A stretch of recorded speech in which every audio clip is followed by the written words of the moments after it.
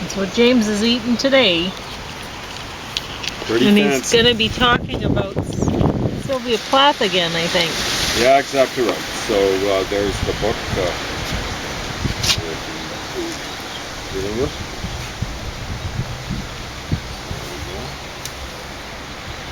So anything you wanted to talk about? No, but I better hold that or it's going to end up on your food. It's pretty greasy out here. It'll probably flow the other way, but I'd hate for it to end up on the deck. Yeah. That would be a little bit slimy. Alright, so go ahead and talk.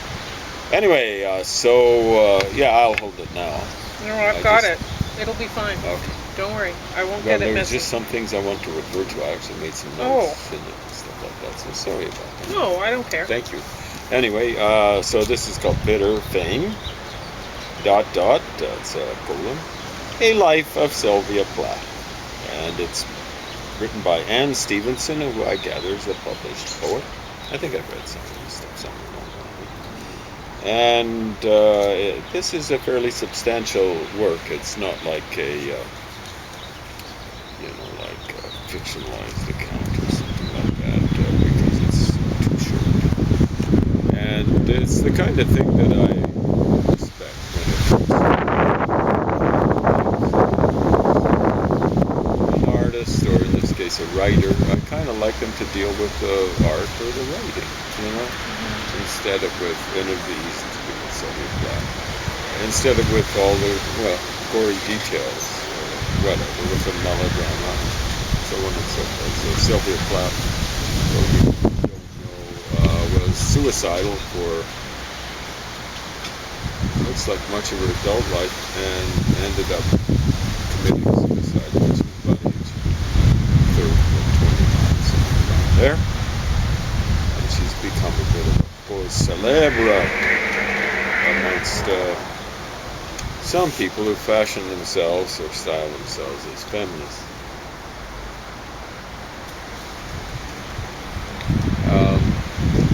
And I think they'd style themselves as left-wingers. They're coaches, the ones that make a cause célèbre of Sylvia Plath.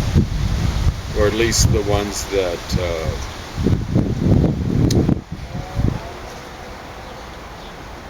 fault her husband for her death and stuff like that. From what I can tell, at least in this book, it's only one perspective, but this book has several different perspectives. I mean, there's an appendices in here where people give, these are people who knew both Ted Hughes and Sylvia Plath, as I recall. So there's Richard Murphy, Merwin, who was the wife of W.S. Merwin, and there's a third one, and Dido Merwin, Dido probably is how they pronounced it, and somewhere or another the wind flipped me back to pages I don't really know, but this is I think a legitimate Chinook win. Lucas Myers. So they all seem to be pretty well unanimous that she was just not a very congenial person. Translated in a four-letter word, nice. She just wasn't a very nice person. And about the only people that seemed to be able to put up with her were her mother, a woman called, what was it,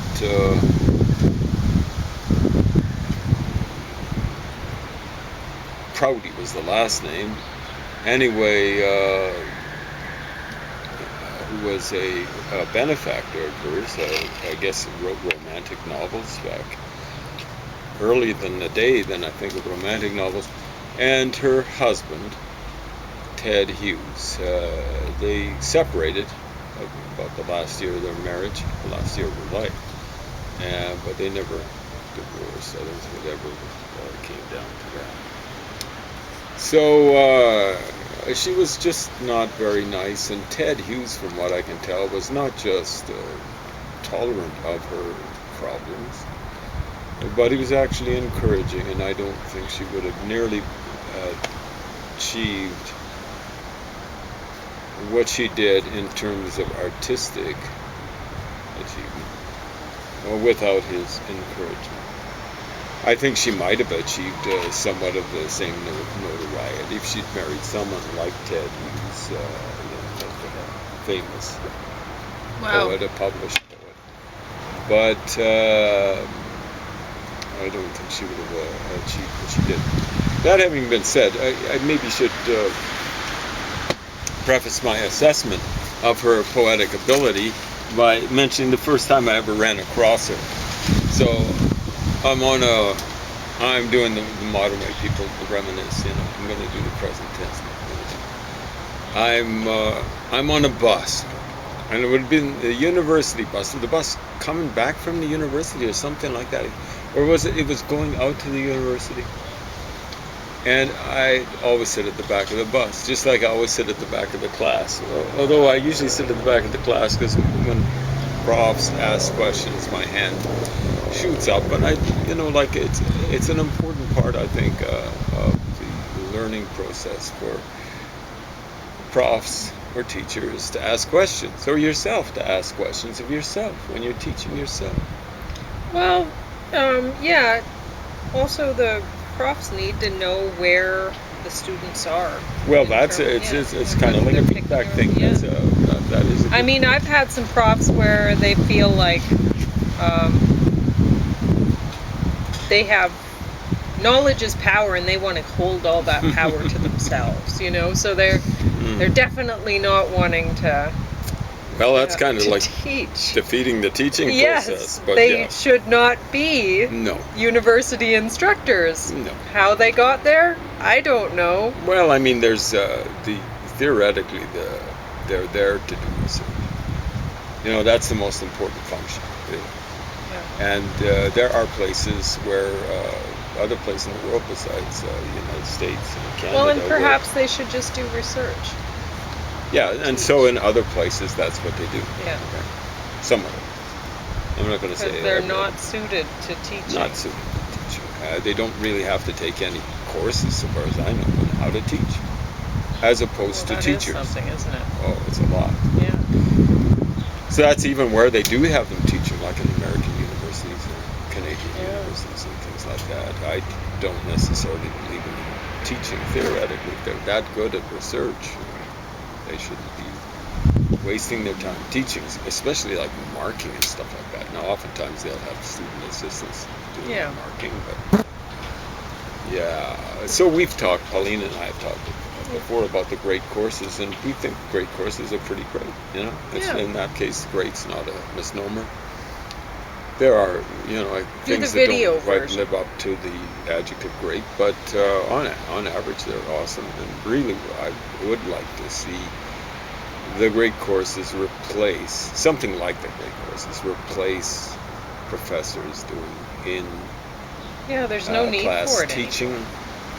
It shouldn't even be classes. It should be people dialing these things up. You get the best lecturers, and not necessarily the best professors, because professors theoretically, they're there for research, but the best lecturers giving their best lectures on various topics, just thousands of topics, and those should be available all over the world on the internet. And they really shouldn't be, there shouldn't be a charge for them. No. People should maybe have to pay a charge to be invigilated to write exams based on what they've done. Yes. Yeah, it would be a small fee. Because I've said before, I don't want people to think that I don't want anybody immigrating into Canada. That's not true. I am tired of aggressive people immigrating into Canada. And I'm really tired of aggressive stupid people. We don't want. We don't want people here. stupid, aggressive people. That is a bad mix. And there's a lot of people out there that they're not going to learn. They don't want to. They actually hate learning. They hate people who learn. They hate books, and they will want to destroy all of those things.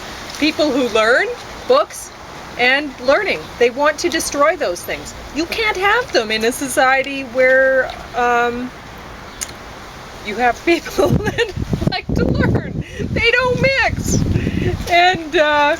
And honestly, it's not good for society. Unless you want to actually destroy your society, what are you doing? Yeah. Importing these people. This does not make sense. Yeah.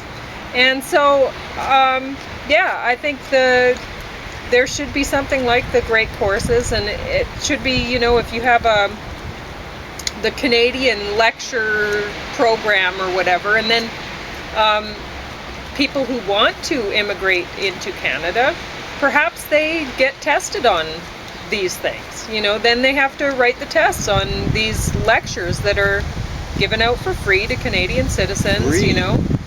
And well, it should be available to everyone all over the world. Yes. And so if you want to immigrate, this is who we are.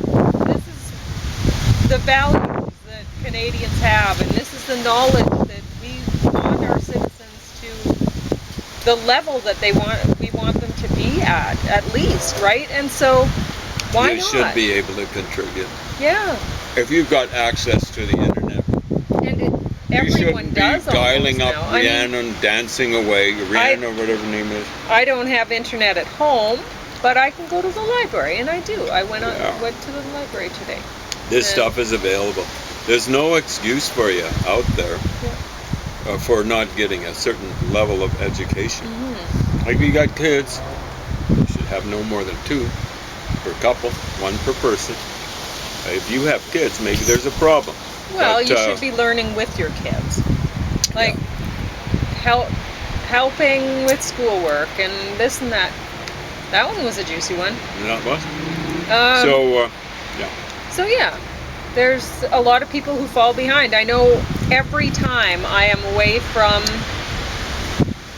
any kind of school program or whatever, my math goes, because I don't like math. I think it's really interesting, and I think people who do math are really awesome. And somehow along the line, I used to be good at math in school, and then all of a sudden, I wasn't anymore. And then I met an instructor he somehow could communicate with me, and I was really good at math again. I was getting 90s and stuff, and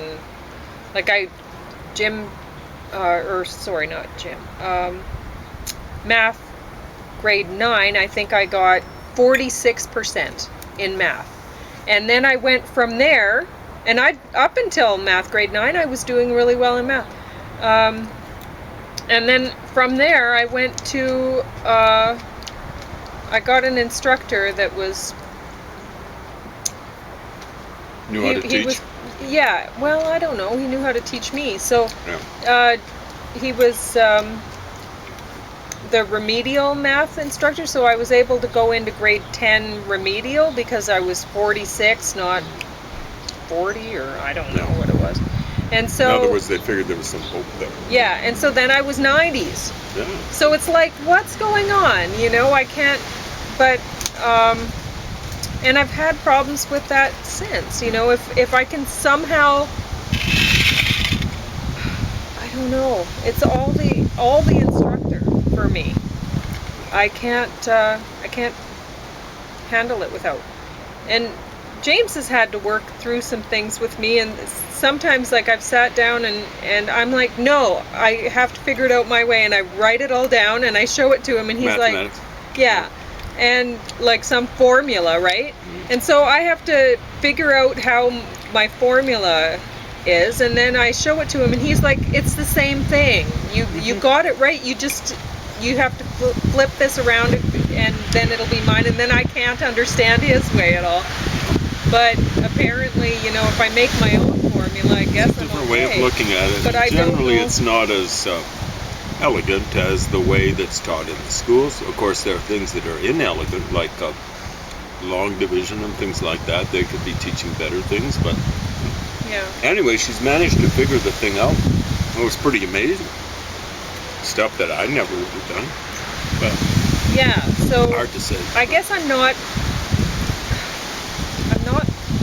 math stupid or No. something. It's because I can figure out a formula, how to do it on my own, right? Yeah. But Math block, I'd say. You know, it's know like a what it writing is. block or something like that. I think a lot of women have that. yeah. It's not something that's wired into the brain or anything like that. I've mentioned before, and I'll probably mention it many times, and I'm not apologizing, in the future, about one woman I ran across. She was waitressing. She was young, going to university, just starting off. And she'd got 300s. I've never run across anyone, I've hardly run across anyone who's got 100% on the departmentals. Those are province-wide exams. When I look in the mirror, I see one. But it's people who only got it in one discipline. I got it in what they call social studies. I've run across another person who got it in social studies, another person who got it in math, and another person who got it in biology. And that's all. I've been around this world a long time. But this one woman who was a waitress, she'd got 3. And she'd worked against type or stereotype. She got 100%, as I recall, mathematics, physics, and chemistry. And she was maybe having a little bit of trouble with the breadth requirements of university. I think in the first year with English and writing and stuff like that. So she went almost like totally against the stereotype. So, she didn't strike me as being at all weird or unusual. She just, it wasn't as though she had a man's brain. I'm being ironic when I say that. On her shoulders or something like that. She'd just been raised a little bit differently. So is this book good? Yeah, it's good. I'm going to be dealing with it for several days and stuff like that, because there's a lot of stuff to deal with. I was going to talk about this incident I had on the bus. This is my introductory. Yeah. How do we get on We're that? desultory. We deal with things that are important too. We just get on the sidetrack and so on and so forth. Anyone who's watched us at all knows that those things happen. But we'll get around to dealing with it. So I'm sitting at the back of the bus. You see, I was talking about back in the class, right? Oh, yes. Back of the bus. Dear. And I don't want to say this woman that's going to be part of the story, the most important part of the story, was at the front of the bus. But she was like at the middle of the bus. And she came, I wouldn't say marching back, but it was a little bit like that. And plunked something, it was kind of like in my lap. It was several pages, like maybe 6 pages or something like that.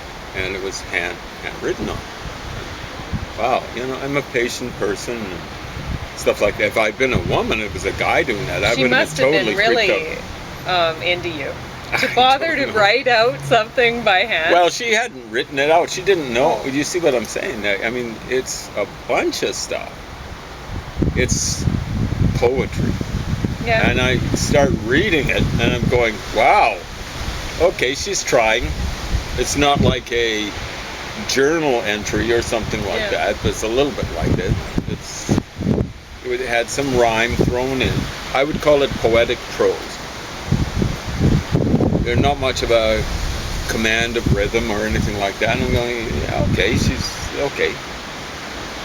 And I believe down at the bottom is like Sylvia Plath, and I'd never heard of Sylvia Plath. I was an English major, I think, undeclared at that point. Something like 1978. And somehow I got the impression that it wasn't hers. Yeah. Because... And I'm going, okay. I'm reading this stuff. It was Lady Lazarus, and what was the other one? I think there were 3, maybe. There was one about the flowers. Maybe they were poppies, red poppies in a hospital room. I almost said hotel. being too bright for her, I being don't too think they were poppies. aggressive. Well, it's some roses maybe or something like that. Well, poppies, if she wrote poppies, it seems a bit silly because I don't think they would last as cut flowers.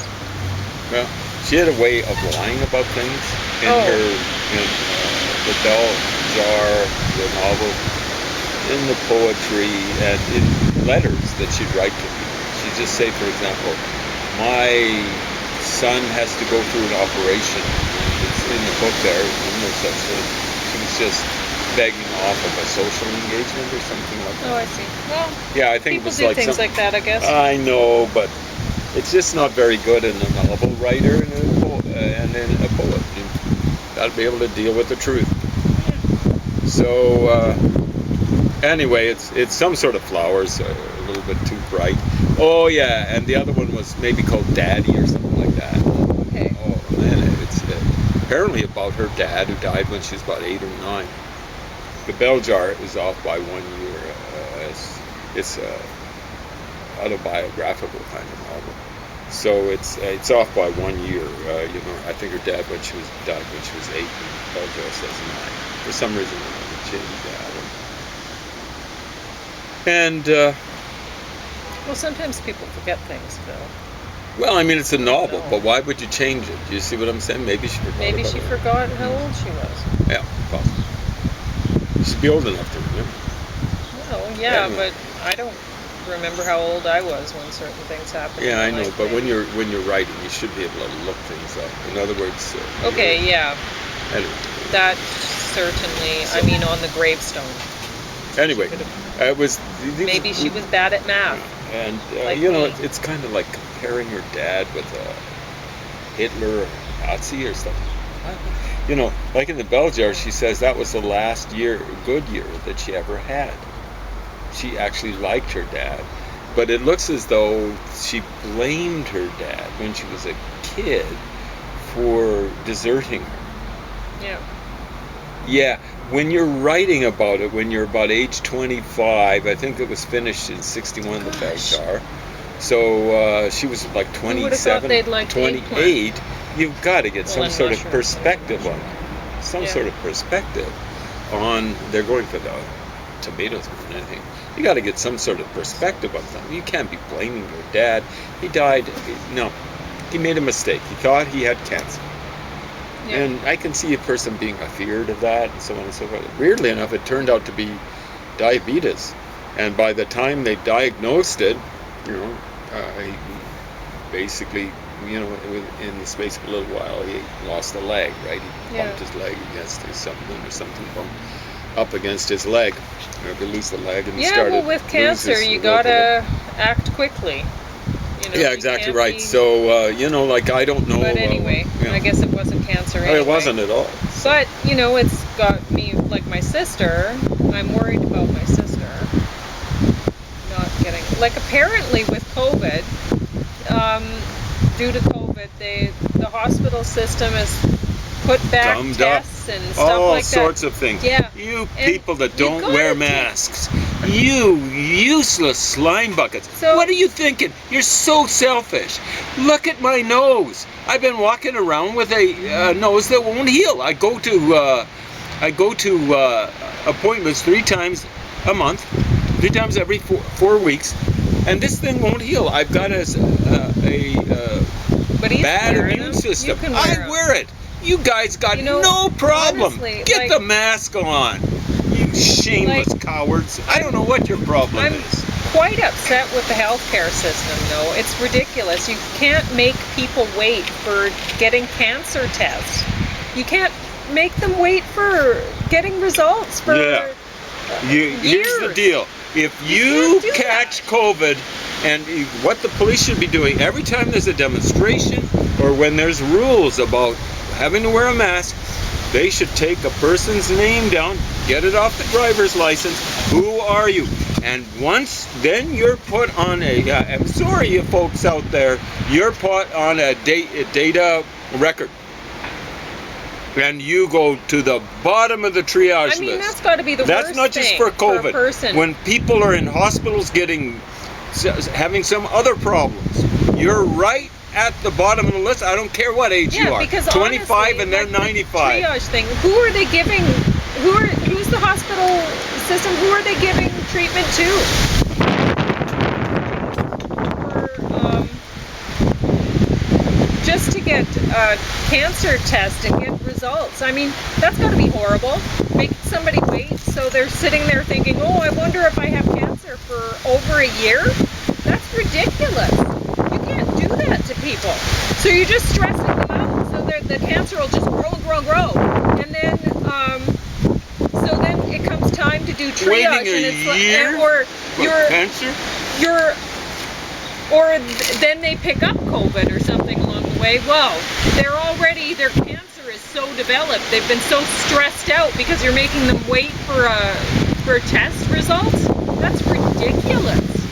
Ridiculous. I was hearing on the radio, we're up to Lambda. I presume they started at Alpha, and they're working their way through the Greek alphabet. This is 10 variants. You know, you've heard about that, I presume. Yeah. You've heard of the Delta thing. It's ridiculous. Now there's like doctors who come on the radio saying, oh, and we know that if the variants are just going to get more deadly and this and that. Remember and what it's we like, were hearing wow, at the beginning a year of it? ago or whatever, they were saying it was going to become less and less. And the only skeptic I was hearing was me. in my right ear. Right here. I was like, that's ridiculous. Anyway. Why would you expect that? Anyway, are we out? You still have 3 minutes to wrap her up. Well, I'll wrap it up for now. Anyway, she plunks this stuff down, and I'm going, well, it's poetry. It's kind of like junior college or something. It turns out she's got this big reputation now. Now, I've read The Bell Jar, and I'll be dealing with it in greater detail. It's actually about the only maybe worthwhile thing that she wrote. It's 200 pages in Norwegian. In the Norwegian translation, they missed a few things. So it's about, I think it's 234 pages in the English, in the version that I've got. So that's her lifetime achievement, as far as I'm concerned. The poetry's okay, but you know, I'm looking at this Daddy, Lady Lazarus, and the one about the flowers hurting her. That's about her appendectomy.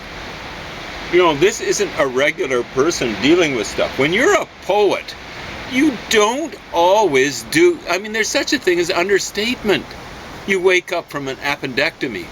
I've gone through stem cell therapy, and I'd never just, oh, the flowers hurt my eyes. For Pete's sake. So we'll be dealing with it more. Okay, more. I'm sorry to put you through it if you love Sylvia Plath. Well, you got to be put through it, or if you hate her, or if you don't care a whit about her. The Bell Jar is actually quite good. So we'll be tune in next time.